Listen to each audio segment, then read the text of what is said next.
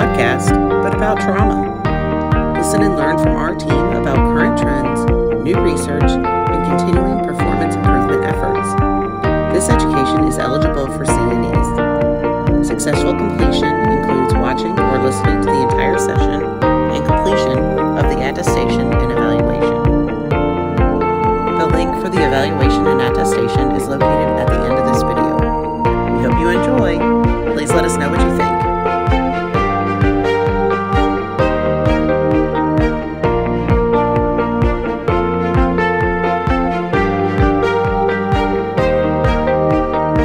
Well, welcome back to TraumaCast with Jen, Liz, and myself. The first thing that we're going to talk about this week is answering the question about the fabulous urine dip. Jen and Liz, do you want to talk about when we can use a urine dip, why we would use a urine dip, and what it used for and what it isn't used for? Well, part of the trauma panel, basic labs, so screening labs, is a UA. And preferentially, we would like to get the actual UA. But there are times when we do realize that it's hard to get enough urine to send, or lab is taking too long, and so people will choose to replace it with a urine dip. The difference between a urine dip and the UA that concerns trauma is the UA tells us how many red blood cells are in the urine, where a urine dip only tells us yes or no. There is red blood cells in there, or there is not. Well, if there is red blood cells in there, we need to know how many, because that will change some of the treatment protocol. If there's more than 15 red blood cells in your urine, that is a red flag for the trauma team that we need to repeat a urine or do more testing to see if there's renal bleed or renal laceration, renal injury. If you just get a urine dip and it says positive, that doesn't really help us, because we need to know how positive it is. And so if you do a urine dip for whatever reason and it's positive, you have to repeat a UA with a UA. Now, if you do get a urine dip and it does come back negative, we're actually okay, because we can say, yeah, okay, there's no blood in the urine. Now, I don't want that to be a green light to tell everybody to do a urine dip versus a UA. But in those circumstances in which you may not have another opportunity, if you urine dip, it's negative, we can call it good. You do a urine dip, it's positive, now you have to do a UA before that patient can have care decisions. Liz, did I miss anything? No, I think that's perfect. Yeah, so you can just stop right there if it's negative, but if positive, then you certainly have some more investigating to do. Okay. And I think that's great, especially, we're peds and we cannot get kids to pee on command. And sometimes even if they do pee, it's just a little bit. And it's good to know that there is an option, especially if it's negative, to be able to get these kids home without waiting for a full UA if it's negative. But if positive, we've said in the past, whole other thing. Yeah, it's not convenient, but in the same way, I mean, we certainly have picked up on, subtle kidney injuries or pelvic fractures in the past. So it's something, for completeness, it has to be done. And again, not terribly convenient, but really is in the best interest of the patient. We picked up on bladder injuries too, right? Because of that. Yeah, blood in the urine. Okay, well, now that we have followed up our question from last TraumaCast, this week we're going to talk about blood products in the code room, what we have, and when to use them. So for a while, we have the blood fridge, and that was like one of Jen's favorite pieces of equipment that holds life-saving product in our code room. And Jen, do you want to tell everybody what we now have in the blood fridge as well? Well, exciting news. As of yesterday, August 22nd, thawed plasma was added to the blood fridge. And I can't remember if there's 3 or 4 units of thawed plasma that was added in. Now, the difference between the red blood cells we have in there and the thawed plasma, just so nobody freaks out, the red blood cells is always O negative. O negative is that universal, everybody can get it. Plasma works differently. Plasma, the universal plasma that everybody can get is AB plasma. So when you pull the plasma out, You may see that it is AB or you may see that it's A. Either of that is okay, but I can guarantee you, you will not see O plasma. And it doesn't have an RH factor, so there is no negative or positive. So yes, plasma came, and the beauty of having this plasma is now when we start massive blood transfusion, we can give red cells and we can give plasma. So we're going to be more equipped to have a 1-to-1 ratio as we need to transfuse these kids that are have multiple injuries and are bleeding. So when we talk about, now that we have plasma, how much time do you think that shaves off for a patient actually getting it? Like, how long did it take before to get plasma down to the code room? That will shave off between 12 and 20 minutes on average. That's a long time. Yeah, so it really is improving our ability to not only manage the oxygen carrying capacity, which we're doing with the red blood cells, but it also gives us the opportunity to manage that coagulopathy that these kids developed after they're injured. And so when we talk about that 1-to-1 ratio, it's that yellow to red ratio that's keeping our kids, that'll help them get more hemostatic. So Jen, would a patient in the code room ever need plasma and not red blood cells? Yes. Probably the best example of when you would go straight to plasma is, let's say we have a patient coming in from an outside hospital, which happened last week or last weekend, I think. And the patient got 30 or 40 mils per kilo of red blood cells. So they've already given the red blood cells. And so if this patient comes into us and we still have the need for volume or bleeding, the next best thing would be to start with the yellow product because they've already gotten the red. And remember, our goal with massive blood transfusion is 1-to-1 because all trauma patients are going to bleed. And so they're going to be losing blood, which carries oxygen, but they also become coagulopathic. And so it's really important to have that yellow to red ratio. So what does plasma do that blood doesn't? Well, red cells have no fibrinogen, nothing that's going to help your clotting. And so red cells are purely oxygen carrying. You have your hemoglobin that will carry your oxygen to your tissues. Now, plasma has no hemoglobin, so it won't carry oxygen, but plasma has fibrinogen and some other clotting factors that are going to help with that fibrinogen level and help with that that elevated PT level and bring that back down. And now the unfortunate thing in the code room, we don't know what that PTT fibrinogen level is yet. But if we're dealing with a patient who we know is bleeding, you can assume that those are probably going to be elevated. And if we're giving red blood cells, guess what we do to the fibrinogen and clotting ability? We're going to dilute it out. So we want to make sure we replace it. And so we can keep that at the same level. I like to look at blood and plasma like ketchup and mustard on a hot dog, the red and the yellow. You want, if you like ketchup and mustard, you want to be able to taste both of them, right? And if you have too much ketchup, you can't taste the mustard. If you have too much mustard, you can't taste the ketchup. The same thing's happening in your body. If you have too much red, the yellow won't work. If you have too much yellow, you're going to dilute out the red. So we want to give it in that 1-to-1 ratio so they can have equal tasteability. How's that for a good example? I like that. So if So in the case of a patient that got like 40 mils per kilo of blood, do you and Liz, maybe you can explain how to order this. So if a provider wants to order plasma after a kid's gotten 40 per kilo of blood, like how do you know how much to order and how much should be given of the plasma? Because it comes in those pre-done bags, but how do you order and how do you tell people like how much to give? You know, Jen, you might have to help me out with this too. Obviously you can launch a blood bank order set. What is it, 10 per kilo? Is it 20? I'm not really sure. It's 10 per kilo. I would just basically tell staff to, as they're putting the orders in Cerner, just launch some massive blood protocol. And will that put it up if they've already gotten red cells? And that's fine because the blood bank knows that we have red and yellow downstairs, we have the red cells and we have fibrinogen. So we have all of pack A and we can start in with pack B, because if you think about it, pack A is the red cells. That's all pack A is. So we're going to start by giving red cells.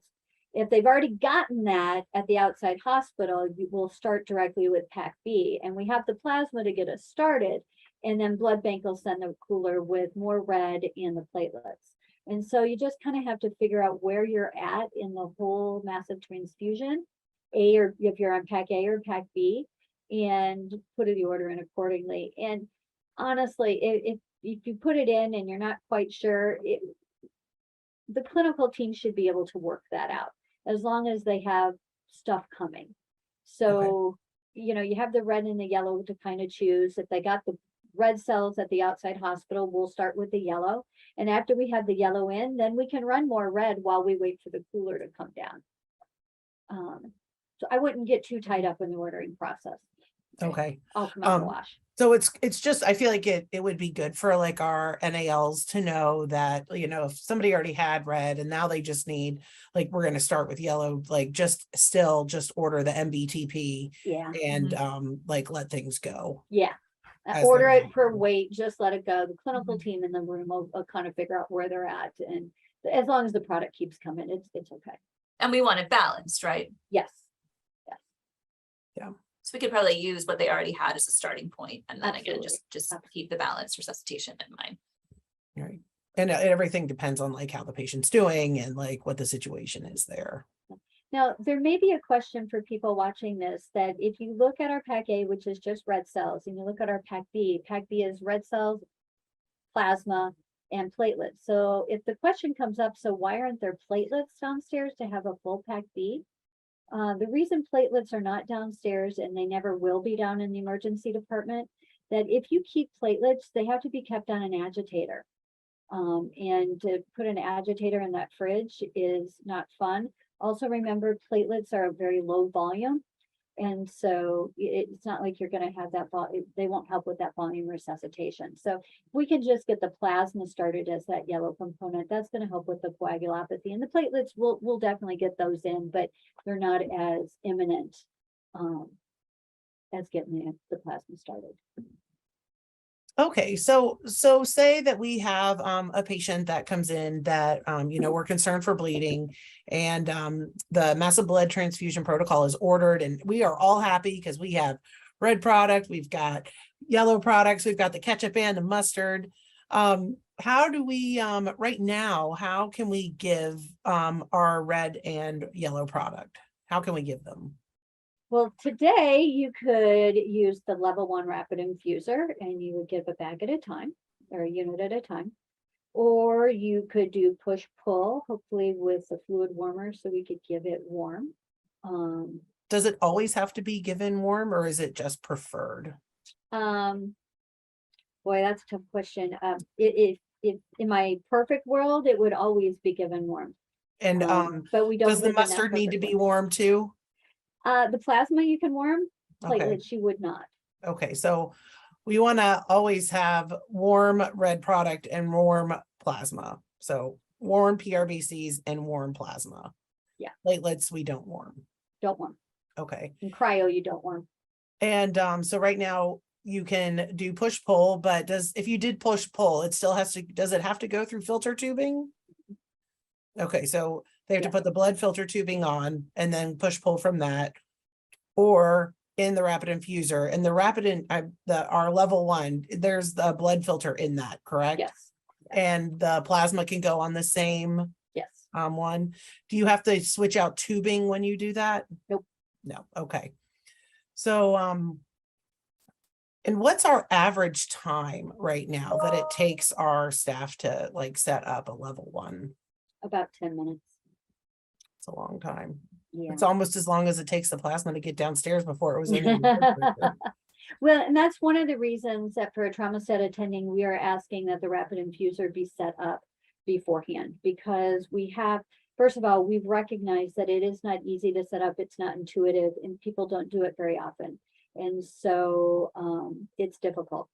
So do you want to announce our exciting, we have an exciting announcement on this TraumaCast.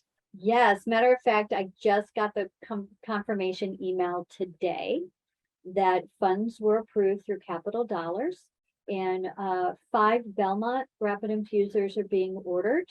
The order has not been placed quite yet, but it hopefully will be placed this week. They're still working on pricing with the company. So there will be 5. 2 of them will be in the emergency department, 1 in each code room.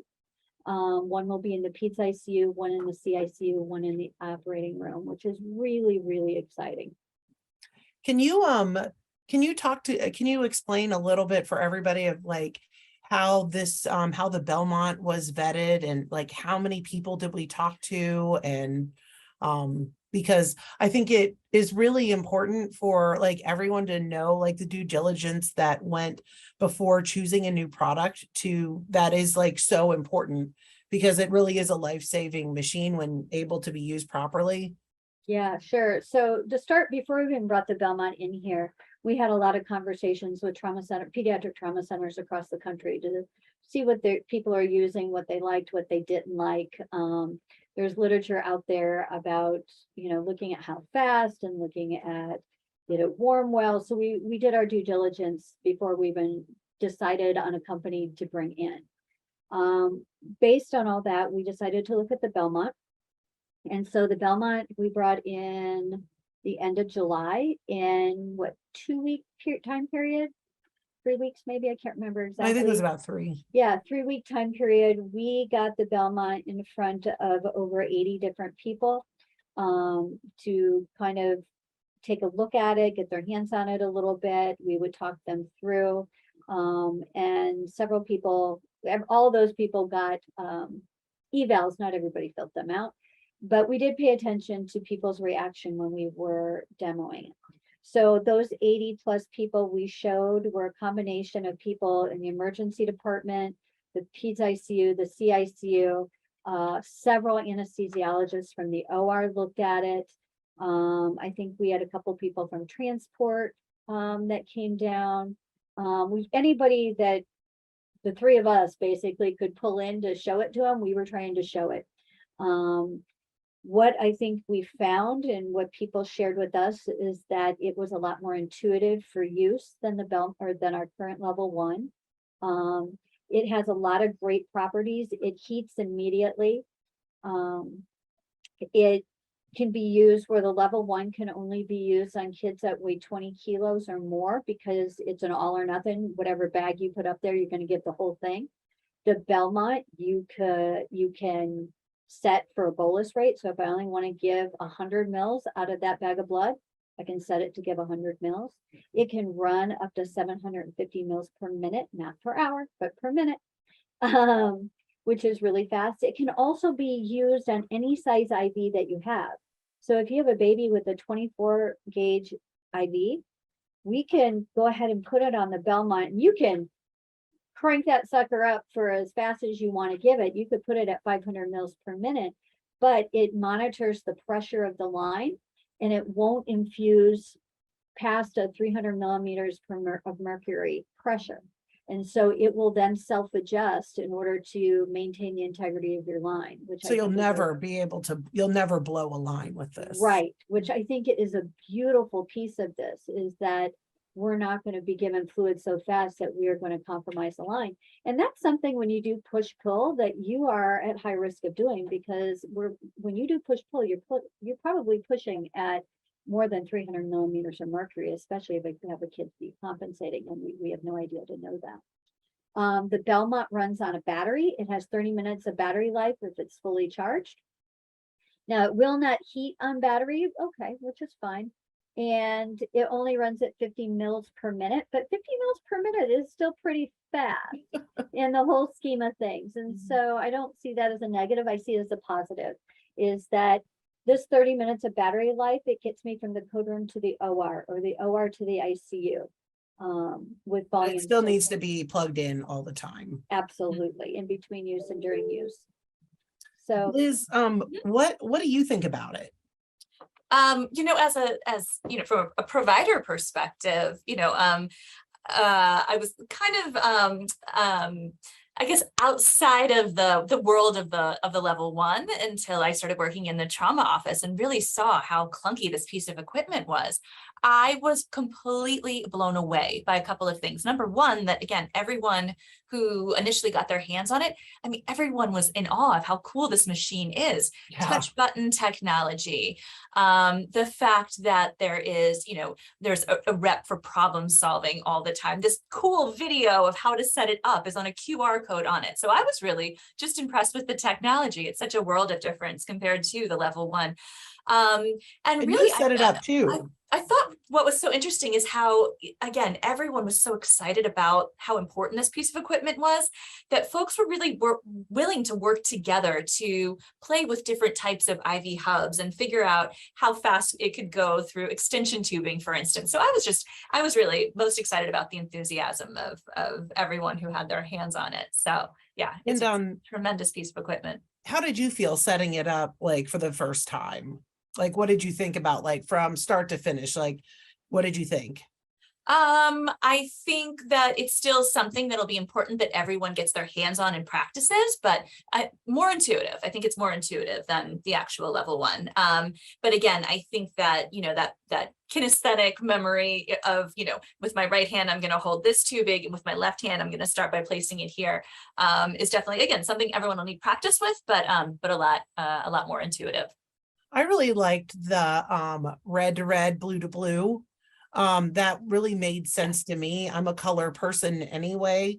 I feel like I would never take it out of the packaging the same way somebody else would, but I love the matching the colors and that the steps are in order and they make sense to me, like as a person like putting the machine together. I also want to say we did use the Belmont on a real patient during the trial. We had one of the ED charge nurses who took time to really do a competency with it and was able to pull it out and used it on a trauma patient, and for the most part went really well, and everybody in the room was shocked how fast we were able to give volume and how easily we were able to give volume. Did they travel with it? No. So what Okay. happened, they wanted to go to CT, and the nurse said, give me 30 seconds to finish this blood. And they were like, well, can't we go now? He goes, literally, this will be done in 30 seconds. And it was done before the conversation was over.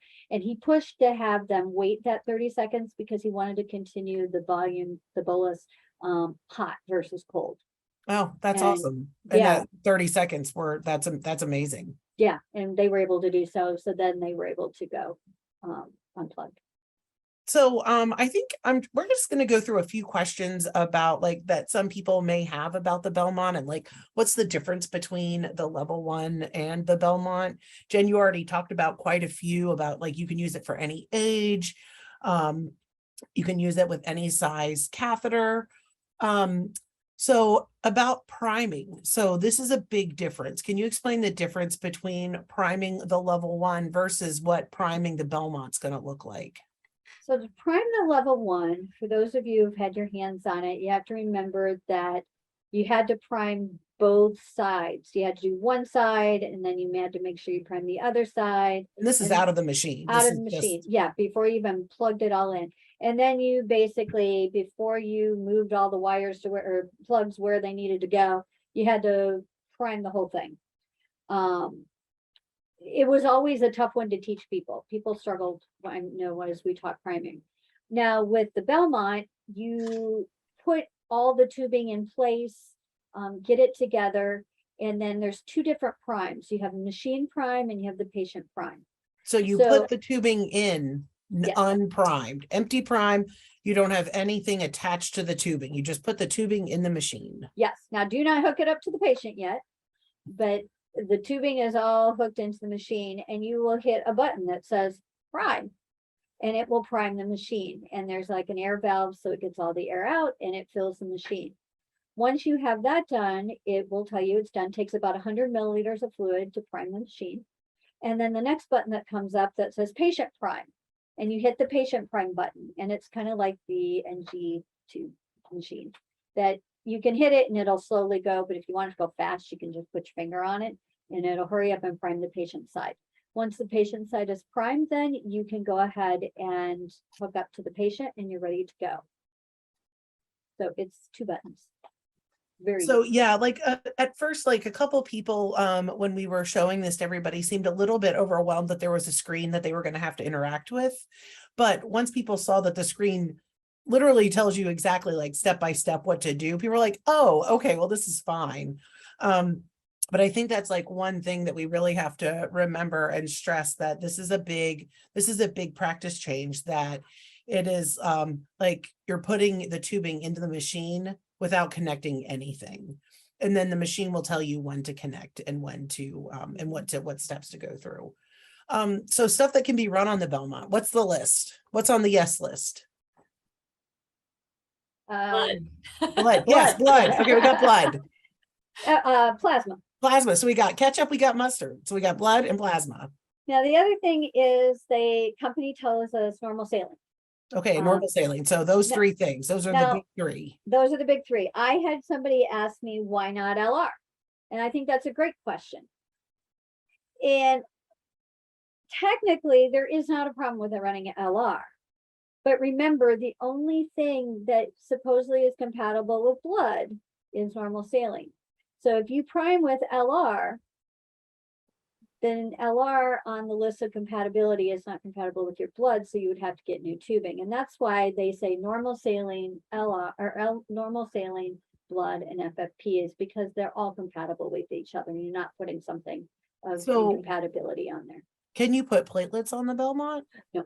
Okay, so no platelets And no cryo. and no cryo. Right. So no cryo, no platelets, but we can And- do plasma, And And absolutely nothing with depth. pRBCs, and saline, Yes. the big 3. Okay. I feel like whenever we think about a rapid infuser, we're only thinking about our trauma patients and really doing blood. Can you give me like a couple things where we would want to use saline fast, or like any other types of patients other than trauma patients that would benefit from the use of the Belmont? Well, in the trauma world, you could use it with a kid in neurogenic shock. So they're not really bleeding, but they have relative hypovolemia because they're vasodilated. So anybody that's in neurogenic shock or septic shock or anaphylactic shock is really vasodilated, and they just need something to fill up their vessels. And so somebody with a spinal cord injury, or the hemonker who comes in with a fever and has a labile pressure, all those patients, sometimes they just need some volume to fill up that.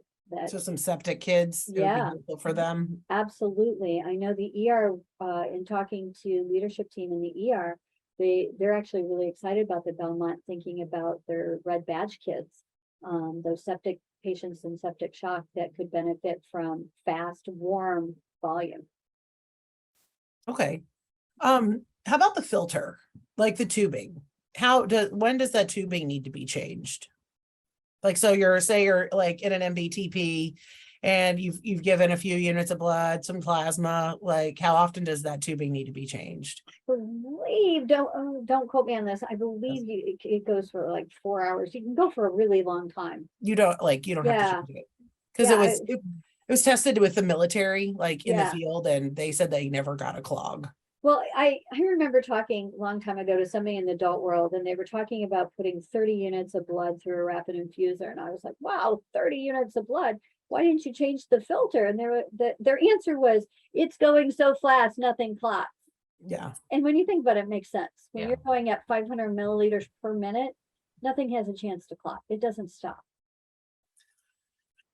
So if you have a patient in the ICU and they have like a triple lumen femline, is like that sounds like that, as a former PICU nurse, I loved a triple lumen femline. I was like, yeah, I got access for days. I got my train. I got it on 2 lines. I can run all the things. Is this a good access point for the Belmont? They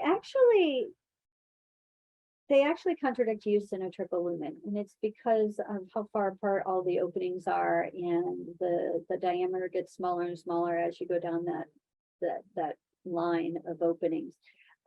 It's not that you can't use it, but it's not going to work how you want it to.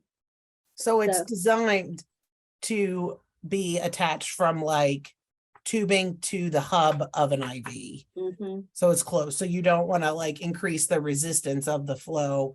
And a triple lumen, as great as it is for like giving a ton of meds, it's not great to push a bolus in Yeah. because it's like longer and smaller. Right. So what if they had a cordis?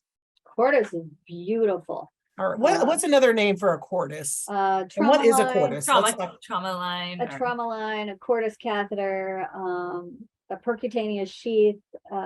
It's a 1 lumen large bore central line that can go in the femoral. It can go like an EJ kind of thing. But it's nice large bore. It's something that'd be great to use on a teenage. You'll see them on some of our teenage patients who need a lot of volume resuscitation. We have them small enough you can put them in some young children. People don't necessarily tend to go cordis right away here. A lot of times we'll see IOs instead.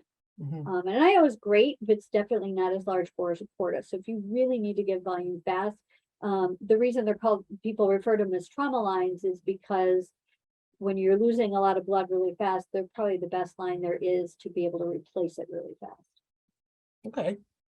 What about so a common practice for I think anybody who works in a pediatric hospital is once we get an IV, we want to save that IV. And part of saving that IV is we always connect extension tubing, like the T connectors, like all the IV insertion kits have that connector.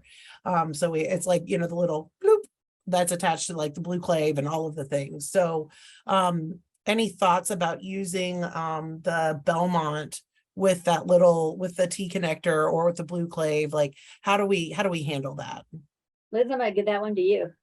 Yeah, well, yeah, Cindy, I think you may recall we did some experiments with it. And in fact, so ideally, the Belmont gets all the way hooked up to the hub of the needle, but that's really not practical. It's going to get messy. I think, our whole team came to that conclusion. So yeah, that T connector is going to slow things down incredibly. So little extension tubing, okay, but that T connector with the blue hub, really it cuts that infusion time down by at least half, wouldn't you say? Yeah, it depends on the size of the catheter. So we tested with like 22s. The company came in and they wanted to test everything with an 18, and we're like, a children's hospital, like let's get rid of the 18. I mean, we get really excited and give each other high fives when we get an 18. But we tested with a 22. We tested with a 22 with the blue clave, and we tested the 22 with the T connector and the blue clave. And we found that probably the best thing to do is just put the blue clave on the hub and connect the tubing right to the blue clave. Now, if you can't, you can't. Just know that you're going to be able to go a lot faster if you don't have that extra tubing.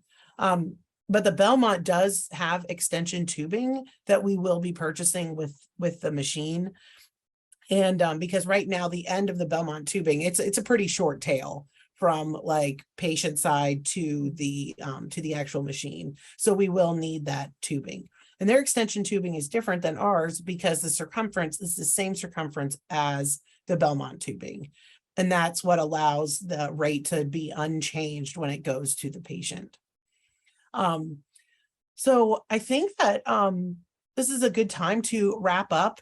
And I think we'll close with each of us saying either their one thing to remember about the Belmont or one thing that their favorite thing is about the Belmont, and then we'll end. I'll start. Liz, I'll have you go second, and Jen, you can go third to close us out. The one thing I would love to for people to remember about the Belmont is that you are putting the tubing in the machine without any bag attached. It is empty tubing. The machine will prime your tubing for you. Liz? And I think it's important to remember, well, my favorite thing from today's episode was Jen's analogy of the ketchup Right? and mustard ratio. So I love want that. everyone to remember that. And Yeah, again, I think to remember what exactly can go on the Belmont. Again, your packed red cells, your plasma, and just to avoid platelets and cryo. And again, the emphasis on keeping everything nice and warm. My favorite thing is I don't have to give, if I have a 10-kilo child, I don't have to give a whole unit of blood or a whole unit of plasma. I can actually program a bolus and give truly 10 per kilo and do it safely using the Belmont. And I